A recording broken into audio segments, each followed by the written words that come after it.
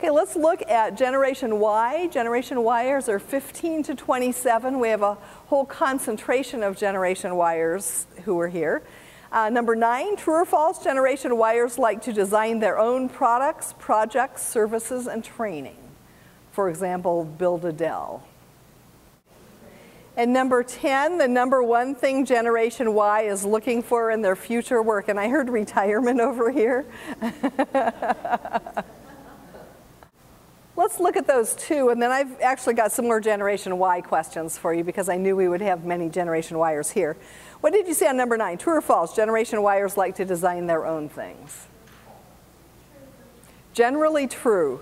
And that's been an issue for banks, for example, because if you go to a bank, most banks will say, here are the 20 products we have, or here are the 10 kinds of checking accounts you can get. And Generation Yers are saying, well, that's great, but let me tell you what I need, and let's see if we can put it together. And a lot of organizations aren't used to doing that. Now, Dell is, although I always thought every Dell computer was unique. And I ordered one this summer, and I took a long time. My husband helped me figure out exactly what I wanted.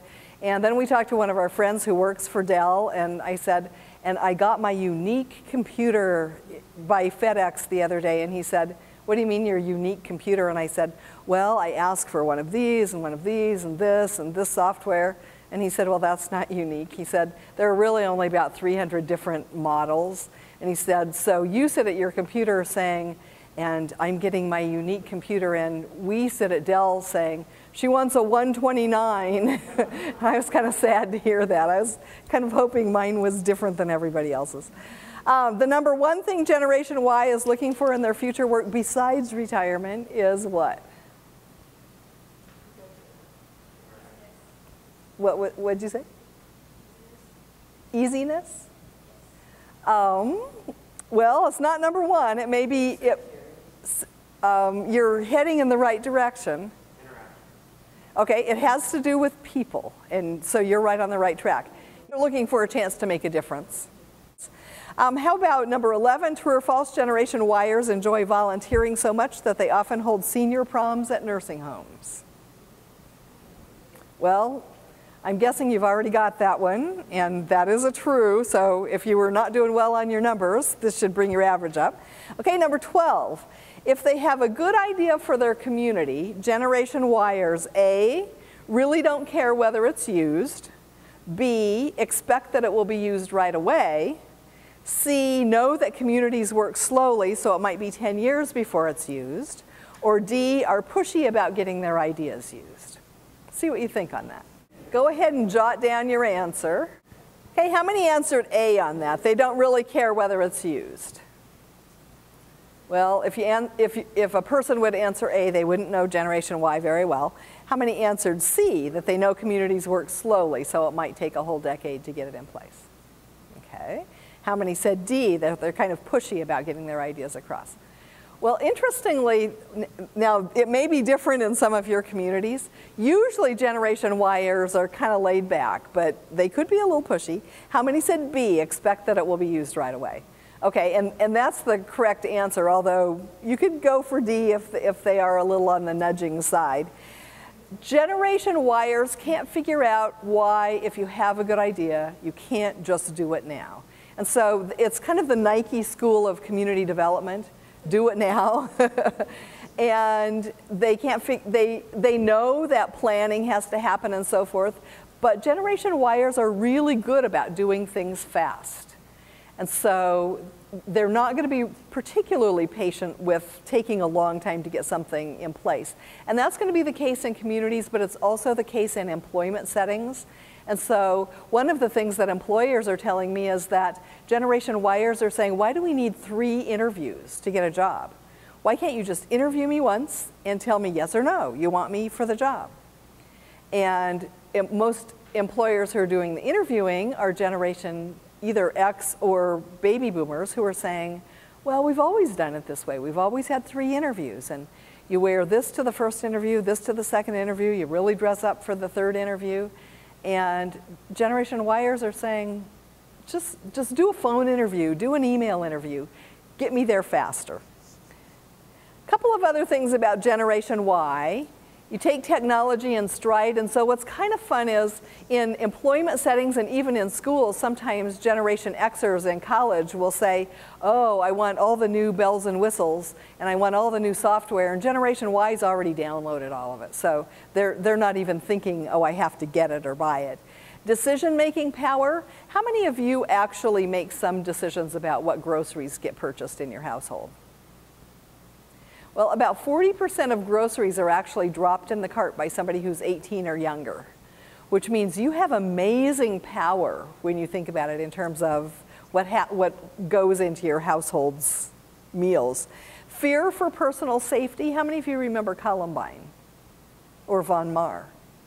And so one of the issues for Generation Y is places that used to feel safe, like school or like going shopping, don't really feel exactly as safe as they used to. Concern about war, social and environmental or green concerns, and then a sense of a global society. Values of Generation Y. Generation Yers are very big on inclusion. And let me give you an example of that. My nephew is a Generation Yer, and for his senior prom last year, there was a little group, and you guys probably do this too, that had gone together and they had rented a limo, and the limo was going to pick them up, and it was going to drive them around, and they had their music all selected. And they got to the prom, and he realized that one of the kids that he'd been in 4-H with and didn't really hang out with a lot, but didn't like or dislike, was not really invited to be part of anybody's little group. And he said, I felt really bad about that, and I knew and he didn't have a date, but he said, I knew that we had an extra spot in our limo.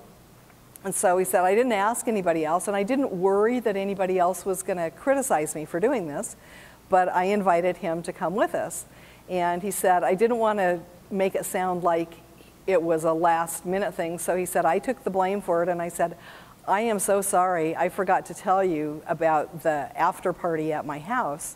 And he said, I know this is really short notice, but would you be able to come? And the other kid said, well, you know, I do have a lot of choices, but yes, I would be able to come. And later then said to him, I really appreciate that you asked me because I would have just gone home. I didn't have any place to go. And I said to Andrew, I think that's generational, and we started doing some research, and it looks like Generation Y is really a caring generation. It's real important to you that people not be left out. And so when employers are looking at who's going to be really good at customer relations and who's going to be really good at interactions, Generation Y, I think, is going to bring so much to the table that we're not even estimating it well yet, because you have some skills, but you also have a value set that is going to be really, really valuable. Achievement is important to value to Generation Y. Generating alternatives, being able to brainstorm and come up with different ways to do things. Generation Y would be the good person to be on Survivor with. Because if you had to eat crickets, they would come up with 1,000 ways that you could do it and probably live through it. Generation Yers are pretty good at conflict resolution, and part of that you've learned in school, and part of it you've learned on ball teams that you've been on. But Generation Yers aren't very happy about people continuing to argue all the time because they see what a big waste of time that is. Having expendable income, Generation Y has as much money to spend as World War II generation does. Now, there are more Generation Yers, so that means per person you probably don't have as much. But marketers realize World War II generation's not going to be buying things forever. And so they're really starting to pay attention to Generation Y and what you want. And I think you're going to have lots of choices along the way. And then Generation Y really wants to make the world a better place. Have you ever enjoyed, here's some things that came about in Generation Y's time, munching a Lunchable or a wrap. Imagine time before Lunchables and wraps. Sipping a cappuccino or bottled water. Phyllis had mentioned bottled water before. Shooting photos on a disposable camera. That came and went during your generation. Does anybody use disposable cameras anymore? Once in a while. Yeah, once in a while. But I was at a wedding last weekend, and there was a little boy there who was probably 4, and somebody took a picture with a disposable camera. And he ran up to her then and he said, can I see the picture? Can I see the picture? Well, he was used to digital where you would just be able to see it and delete it if you wanted to. Watching high definition TV, you talked about. Eating Skittles and Starburst, they're new. Drinking Mountain Dew. I didn't realize Mountain Dew was more from your generation. And anybody who skates on rollerblades or who has the wheels in your shoes. Well, here's kind of what Generation Yers look like, a little bit of a sampling, and looking around this room, we would certainly have a better sampling. Generation Yers are pretty fearless, and so they're gonna do things that aren't necessarily gender-based. So girls are gonna do things that step out of the box a little bit. Boys are not afraid to cook. Boys are not afraid to discuss recipes and so forth.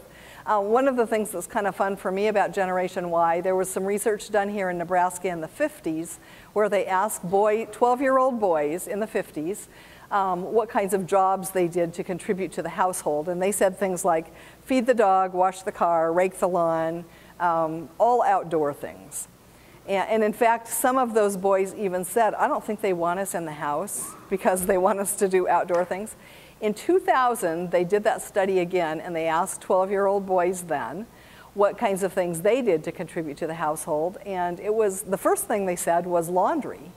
But they did a lot of laundry, a lot of cooking. One of the things that was, I got to do some of the debriefing with a couple of the groups, and one of the things that was kind of fun was I wasn't sure they were telling us the total truth about laundry, so I said, everybody quick write down your favorite laundry detergent. And everybody wrote one down, and then I said, okay, they were getting ready to go play football. They had their white football pants on and their jerseys, and so I said, okay, if you got grass stains on your white football pants today, what would you do? And one of the guys shot his hand up and he said, oh, I would use scrub-free mildew because that's very good on grass stains. And all these other little guys are going, yes, yes, it is. And I'm thinking, in my brain, it looked like a group of little old ladies sitting around going, kind of sharing laundry tips. And then somebody else said, well, but if it was blood, you wouldn't use scrub-free mildew, you would use hydrogen peroxide. And I said, how do you know that? And one of the kids said, well, one day I just walked around the house pouring stuff on until something worked. Now, does that worry you a little bit? Isn't that kind of how things explode sometimes?